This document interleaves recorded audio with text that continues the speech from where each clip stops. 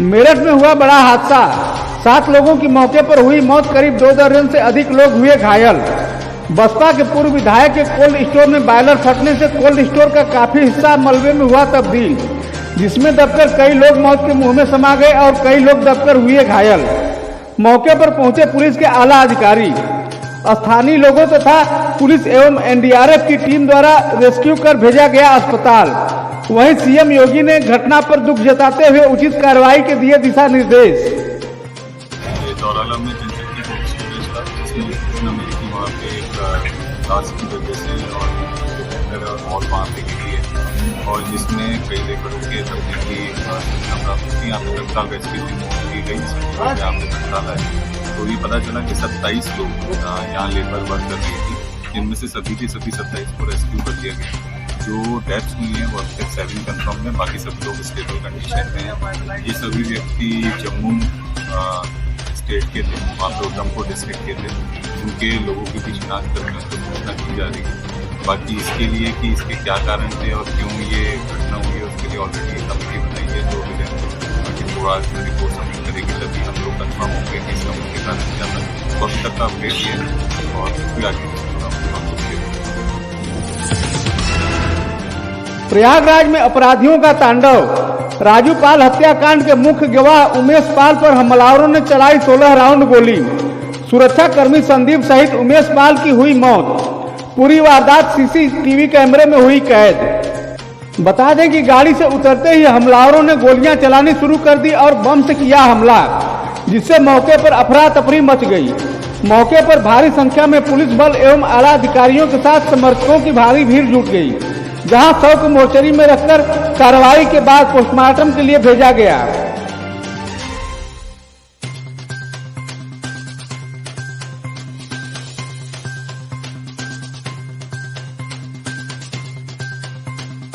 वहीं पूरी घटना के विषय में कमिश्नर ने क्या कहा, आइए खुद सुनते हैं।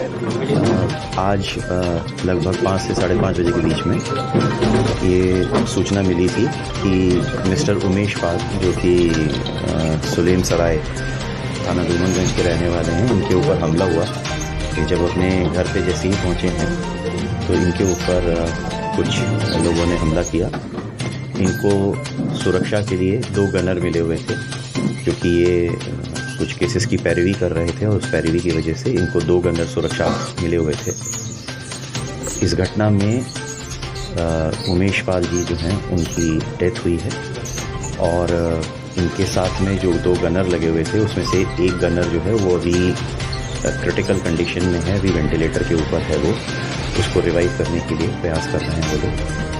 दूसरा जो गनर है वो ऑपरेशन थिएटर में है, उसकी भी इंजरी है, तो वो अभी ऑपरेशन थिएटर के अंदर है, उसका ऑपरेशन चल रहा है। उसके लिए हम लोग ब्लड का इंतजाम कर रहे हैं। कहाँ से निकले थे उमेश पाल? कहाँ ये कहीं से अपने घर पे पहुंचे थे। अभी परिवार से बात करके और परिवार से और डिटेल्स इंक्वायरी पता करके और सीसीटीवी की फुटेजेस जो हैं उनको एनालाइज करके इसमें एफआईआर कायम की जा रही है। अभी एक बार पहले परिवार से बात करके सीसीटीवी फुटेजेस हम एक बार पूरी तरह से एनालाइज कर लें, क्योंकि सीसीटीवी फुटेज को देख के फिर हम आपको अभी परिजन जो हैं वो भी बना रहे हैं। उनके परिवार वालों के संग अभी एफआईआर वो लोग दर्ज कर रहे हैं। तो अभी जब एफआईआर लिख लेते हैं तो लिख के तहरीर हमें देंगे तो आपको और फर्दर। खाई में पलटी रोडवेज बस, हुआ बड़ा सड़क हादसा, आधा दर्जन से अधिक लोग हुए घायल। बस में 50 यात्री थे सवार। स्थानीय लोगों ने सभी घायलों को कराया अस्पताल में भर्ती। घटना सीतापुर के हरगांव की बताई गई है। लखनऊ से लखीमपुर खीरी जा रही थी रोडवेज बस। कहाँ से आ रही थी आप? तो कैसे हादसा हुआ है? गाँव से बहुत तेज चलाती है बस। हाँ, बहुत तेज चला रही है।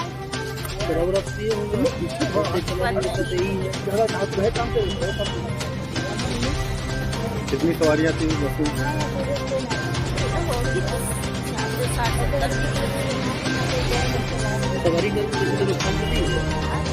वो तो काफी लगी है, किसी को ज्यादा देख नहीं पाया।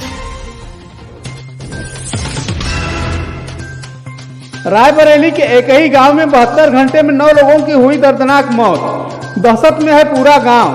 स्वास्थ्य विभाग की टीम गांव में कैंप कर रही है। सीएमओ ने कहा बीमारी के चलते हुई लोगों की मौत गांव एक बहुत बड़ा गांव है जिसकी आबादी करीब 18 से 20 हजार है, जिसमें कई जिले मिला के सारे जिलों को सारे गांव को मिला के ये 72 जिलों में 9 मौतें अभी तक हुई हैं। सर क्या क्या निकल के आ रहा है? हर डेथ का हम लोगों ने डेथ एडिट कराया है मौके पे जाके। अलीगढ़ के कोतवाली अतरौली में नशेड़ी पुत्र ने अपने ही पिता को उतारा मौत के घाट। हत्या कर शव को बोरे में भरकर फेंका।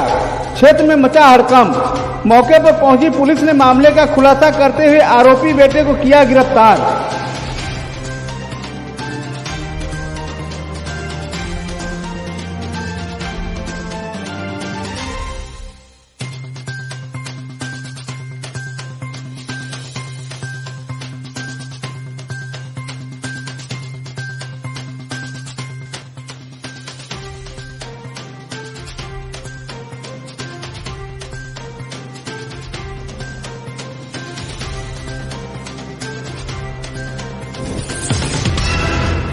चित्रकूट में विवाहिता के प्रेम में पागल एक ही गांव के 2 युवकों का आपस में हुआ खूनी संघर्ष। एक ने दूसरे युवक को उतारा मौत के घाट, शव को लगाया ठिकाने। पुलिस ने मामले का खुलासा करते हुए शव को बरामद कर आरोपी को किया गिरफ्तार। जी, ये एक बहुत दुखद घटना आज बरवारा गांव में घटी है। एक 22 वर्ष के युवक जिनका नाम निखिल था और जो इसी गांव के निवासी थे, वो 3 जनवरी को लापता हो गए थे एवं उनके परिवार द्वारा बहुत देर के बाद 8 फरवरी को गुमशुदगी थाने में दर्ज कराई गई कोतवाली करवी में, और इसमें पहले ढूंढने का प्रयास किया गया पर उसमें सफलता ना प्राप्त करने पर इस गुमशुदगी को मुकदमे में तरमीम किया गया और 21 फरवरी को इसमें 364 IPC के तहत मुकदमा पंजीकृत कर लिया गया था और तुरंत टीम गठित कर दी गई थी कि जल्द से जल्द युवक की तलाश की जा सके। उसी क्रम में आज ये पाया गया कि इनकी हत्या 3 जनवरी को, जिस दिन ये लापता हुए थे, उसी दिन कर दी गई थी। और जो प्रथम दृश्याभियुक्त निकल के आए हैं वो एक हैं कमल उपाध्याय, जो उसी गांव के निवासी हैं, और एक युवती का भी इसमें रोल निकल के आया है। और इसमें प्रथम दृश्या प्रेम प्रसंग को लेकर विवाद होना पाया गया है, क्योंकि दोनों ही जो युवक थे उनका कुछ प्रेम प्रसंग था युवती के साथ, जिसके चलते रंजिश के तहत कमल उपाध्याय एवं युवती एवं उनके कुछ अन्य सहायकों द्वारा इनका गला घोट के हत्या कर दी गई, जिसकी पुष्टि अभी बाद में पोस्टमार्टम में होगी। एवं इन्होंने जो लाश है वो बरवारा गांव के पास एक नहर के पास दबा दी गई थी। तो आज हमने बॉडी को एक्सह्यूम कराया है और वो पाली गई है, उसको मॉर्चरी भेज दिया गया है पोस्टमार्टम के लिए। जो मेन अभियुक्त हैं उनको भी पुलिस ने अपनी हिरासत में ले लिया गया है और सभी अन्य विधिक कार्रवाई प्रचलित है। जी, अभी इन सब चीज़ों की, इन तथ्यों की पुष्टि की जा रही है एवं पुलिस की टीम चली गई है युवती को भी अपनी हिरासत में लेने के लिए। जी, प्रथम दृश्य यही बताया जा रहा है, आगे विवेचना में बातें और स्पष्ट हो जाएंगी।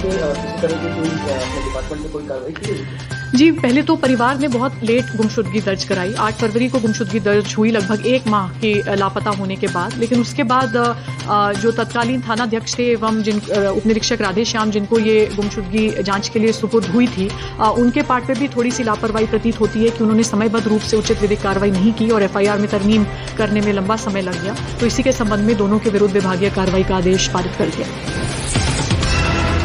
सैयद राजा के पूर्व सपा विधायक एवं राष्ट्रीय सचिव मनोज सिंह डबरूम ने पोस्ट से अटैची में दामाद को भरकर भेजा 18,000 का गिफ्ट। खोलने पर निकला ईंट पत्थर मसालों के खाली डिब्बे एवं कबाड़।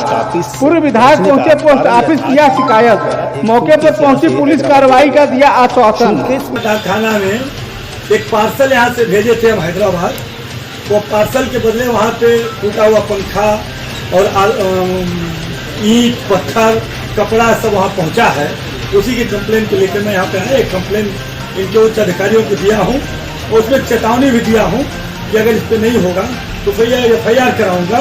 FIR कराने का बाद उसमें लिख के एप्लीकेशन दे दिया। सामान एक अटैची थी, अपने दामाद को देने के लिए मैं मंगाया था, लेकिन वो 22 तारीख को तिलक था और 23 तारीख को वो पार्सल मिला, और 23 तारीख को जब पार्सल मिला तो उसमें ईंटा पत्थर